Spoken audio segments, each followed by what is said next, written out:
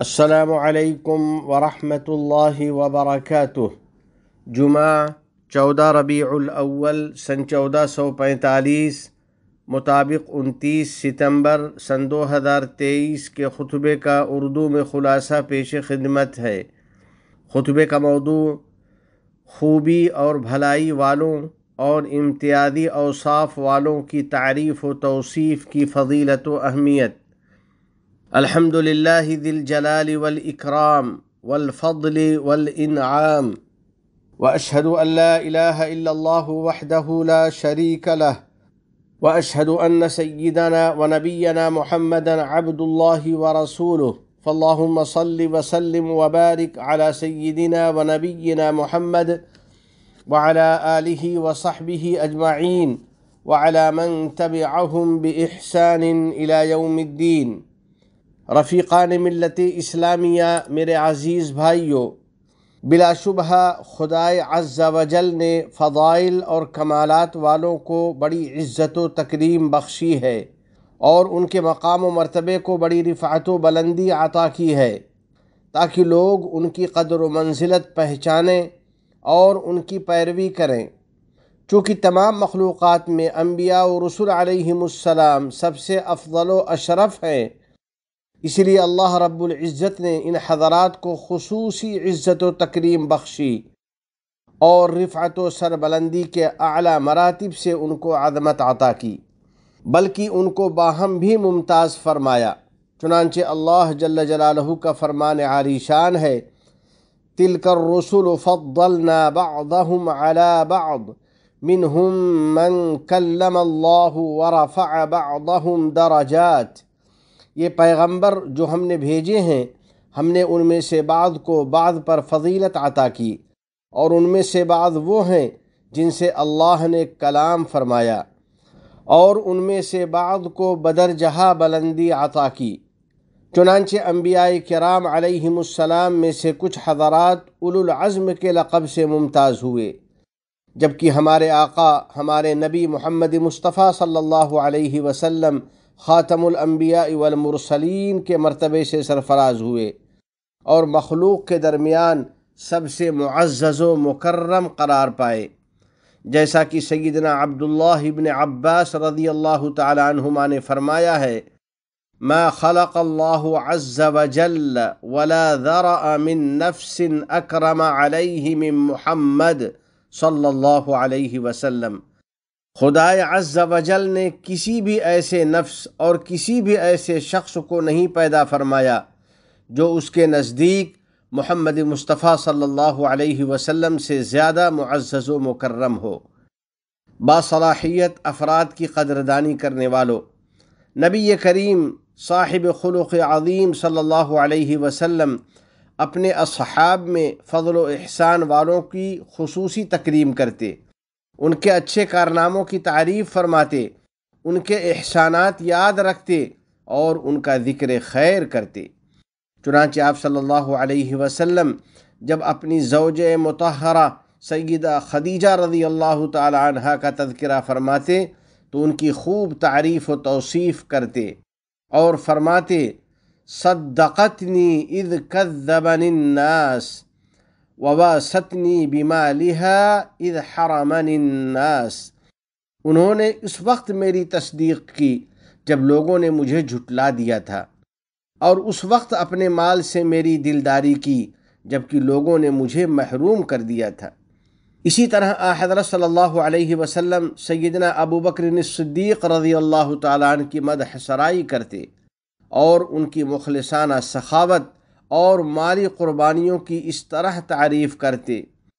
ان من امن الناس علی فی صحبتہ ومالہ ابا بکر۔ بے شک اپنی رفاقت اور اپنے مال کے ذریعہ لوگوں میں سب سے زیادہ مجھ پر احسان کرنے والے ابو بکر ہیں، یعنی وہ اللہ کی رضا کے لیے مجھ پر سب سے زیادہ خرچ کرنے والے ہیں اور سب سے بڑھ کر جانی و مالی قربانی پیش کرنے والے ہیں۔ ایسے ہی رحمت عالم صلی اللہ علیہ وسلم نے بلند اخلاق والوں اور اعلیٰ علمی لیاقت والوں کی بھی تعریف و توصیف فرمائی، تاکہ یہ تعریف و توصیف ان کے لیے وجہ اعزاز ہو ان کے اندر مزید ترغیب و تحریک پیدا ہو اور لوگوں کے سامنے ان کی قربانیاں اور ان کی صلاحیتیں واضح ہوں۔ پھر لوگ ان کی صلاحیتوں کو اختیار کریں، ان کے اخلاق و کردار کی پیروی کریں اور ان کے علم اور ان کے تجربات سے فائدہ اٹھائیں۔ چنانچہ ایک بار آپ صلی اللہ علیہ وسلم نے اپنے چند اصحاب کی خصوصیات اور ان کے فضائل بیان کرتے ہوئے فرمایا: ارحم امتی بامتی ابو بکر واشدهم فی امر اللہ عمر واصدقهم حیاء عثمان واقرأهم لکتاب اللہ ابی بن کعب وافرضهم زید بن ثابت وأعلمهم بالحلال والحرام معاذ بن جبل ألا وإن لكل أمة أمينا وإن أمين هذه الأمة أبو عبيدة بن الجراح۔ میری امت میں سے سب سے زیادہ میری امت پر رحم کرنے والے ابو بکر ہیں، اور اللہ کے معاملے میں سب سے زیادہ سخت عمر ہیں، اور سب سے زیادہ سچی حیا والے عثمان ہیں، اور حلال و حرام کے سب سے بڑے عالم معاذ بن جبل ہیں، اور فرائض یعنی میراث کے سب سے زیادہ جاننے والے زید بن ثابت ہیں، اور سب سے بڑے قاری ابی بن کعب ہیں، اور ہر امت میں ایک امین ہوتا ہے، جبکہ اس امت کے امین ابو عبیدہ ابن الجراح ہیں۔ غور فرمائیے، اس حدیث پاک میں آپ صلی اللہ علیہ وسلم نے انفرادی کمالات والے اصحاب کی خوب تعریف کی ہے اور مخصوص فضیلت والے حضرات کی کھل کر تحسین فرمائی ہے۔ یا اللہ، ہم سب کو علمی اور عملی کمالات عطا فرما اور فضیلت و صلاحیت والوں کی قدردانی کی توفیق عطا فرما۔ نیز ہم سب کو اپنی اور اپنے نبی محمد عربی صلی اللہ علیہ وسلم کی اطاعت کی توفیق عطا فرما، اور ان لوگوں کی اطاعت کی بھی توفیق عطا فرما جن کی اطاعت کا تو نے حکم دیا ہے۔ حضرات گرامی، میرے مومن بھائیوں، نبی کریم صاحب خلق عظیم صلی اللہ علیہ وسلم اپنے قابل اور باصلاحیت اصحاب کی خاص طور پر عزت افزائی کرتے، ان کی خوب تعریفیں کرتے اور ان کی ہمت افزائی کرتے۔ چنانچہ آپ صلی اللہ علیہ وسلم نے حضرت ابو موسیٰ اشعری رضی اللہ تعالیٰ عنہ کی پیاری آواز کی تعریف فرمائی اور ان کی قراءت و تجوید کی تحسین کرتے ہوئے فرمایا: لقد اوتیت مزمارا من مزامیر آل داود، یقیناً تم کو آل داود علیہ السلام کی نغمگی اور خوش الحانی میں سے حصہ عطا کیا گیا ہے۔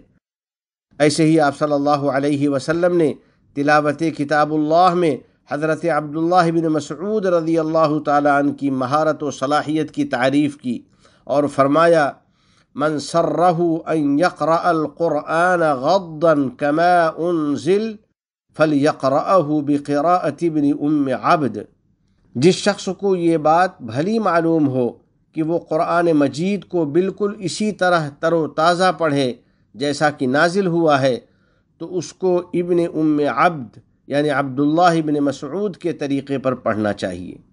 ایسے ہی نبی اکرم صلی اللہ علیہ وسلم نے کارنامے انجام دینے والوں کی بھی عزت و تکریم فرمائی۔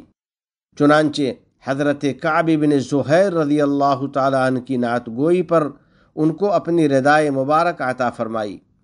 اور حضرت عبداللہ بن انیس رضی اللہ تعالیٰ عنہ کی ہمت و شجاعت پر ان کو اپنا عصائے مبارک عطا فرمایا اور ان سے فرمایا: آیتم بینی و بینک یوم القیامہ، یہ عصا قیامت کے دن تمہارے اور میرے درمیان بطور نشانی ہوگا۔ آپ علیہ السلام نے ماہر معماروں اور کاریگروں کی بھی تعریف کی ہے۔ چنانچہ مسجد نبوی کی تعمیر کے دوران آپ صلی اللہ علیہ وسلم نے اپنے ایک صحابی کی تعمیری صلاحیت اور ان کی مہارت کو دیکھا تو اپنے صحابہ کرام سے فرمایا کہ ان کی مہارت سے فائدہ اٹھاؤ اور ان کو آگے رکھو۔ مزید فرمایا: فَإِنَّهُ أَحْسَنُكُمْ لَهُ مَسًّا وَأَشَدُّكُمْ لَهُ سَبْكًا، یقیناً یہ مٹی ملنے اور گارا تیار کرنے میں سب سے بہتر ہیں اور سب سے عمدہ اور مستحکم تعمیر کرنے والے ہیں۔ نبی کریم صلی اللہ علیہ وسلم کی یہ ساری عنایتیں ان لوگوں کی ہمت افزائی کی مثالیں ہیں جو ممتاز صلاحیتوں کے مالک ہیں اور علوم و فنون میں سبقت رکھتے ہیں، اور ان لوگوں کی عزت و تکریم کی صورتیں ہیں جو اپنے افعال و کردار میں فضیلت و فوقیت رکھتے ہیں اور اپنے اخلاق و اوصاف میں پاکیزگی اختیار کرتے ہیں۔ الحمدللہ، متحدہ عرب امارات کی مدبر قیادت کا یہی نہج ہے۔ یہاں ارباب صلاحیت اور ممتاز افراد کی خوب عزت افزائی ہوتی ہے تاکہ ان میں مزید عمل کا شوق اور مزید قربانی کا جذبہ پیدا ہو اور دوسروں میں مسابقت کی روح بیدار ہو۔ اسی نہج پر چلتے ہوئے ہماری ذمہ داری ہے کہ ہم ہر خوبی والے کی خوبی کا اعتراف کریں، اس کے کام کی تعریف کریں، خواہ اس خوبی اور صلاحیت کے افراد اپنی فیملی کے اندر ہوں، مثلا ماں، باپ، بھائی، بہن اور بیوی، بچے وغیرہ، یا اپنے کام اور ڈیوٹی کے ماحول میں ہوں، یا مختلف شعبوں میں سے ہوں جیسے ڈاکٹر، انجینئر، ملازم، مدرس، طالب علم اور دوسرے پیشوں سے متعلق تمام افراد۔ بس ہمیں ان باصلاحیت اور محنتی افراد کی ہمت افزائی کرنی چاہیے تاکہ سب لوگ اپنے اپنے کام میں چاق و چوبند رہیں، اپنے میدان عمل میں ایمانداری اور مہارت سے کام کریں، اپنے معاشرے کے لیے نفع بخش بنیں اور اپنے وطن کی ترقی اور سربلندی میں حصہ لیتے رہیں۔ اس طرح سب کو اللہ کی رضا اور دین و دنیا کی کامیابی حاصل ہو۔ آخر میں بارگاہ رب العزت میں دعا ہے کہ الہ العالمین اپنے احکام اور نبی کریم صلی اللہ علیہ وسلم کی سنتوں سے سچی محبت نصیب فرما اور ان پر عمل آسان فرما۔ ہمیں اور ہماری اولاد کو علم نافع اور عمل صالح کی توفیق عطا فرما۔ تمام گناہوں اور ہر قسم کی خرافات سے ہم کو بچا لے۔ ہمارے والدین، عزیز و اقارب کو صحت و عافیت عطا فرما، اور جو اس دنیا سے جا چکے ہیں ان کی مغفرت فرما۔ ہم پر باران رحمت نازل فرما۔ اس ملک کے صدر ذی وقار شیخ محمد بن زائد، ان کے نائبین اور ان کے ولی عہد کو توفیق و عنایت عطا فرما۔ یا اللہ، شیخ زائد، شیخ مکتوم، شیخ خلیفہ بن زائد اور دیگر مرحومین شیوخ پر رحمت نازل فرما۔ اس ملک کو دین و شریعت، علم و ثقافت، عزت و احترام، تعمیر و ترقی، صفائی و پاکیزگی اور حسن و جمال کا وطن بنا۔ متحدہ عرب امارات اور عالم اسلام سمیت پوری دنیا کو امن و امان کا گہوارہ بنا۔ وفقنی اللہ و ایاکم لصالح الاعمال، وصلی اللہ علی سیدنا و نبینا و حبیبنا محمد وعلی آلہ و صحبہ اجمعین وعلی من تبعہم بإحسان الی یوم الدین۔ السلام علیکم ورحمۃ اللہ وبرکاتہ۔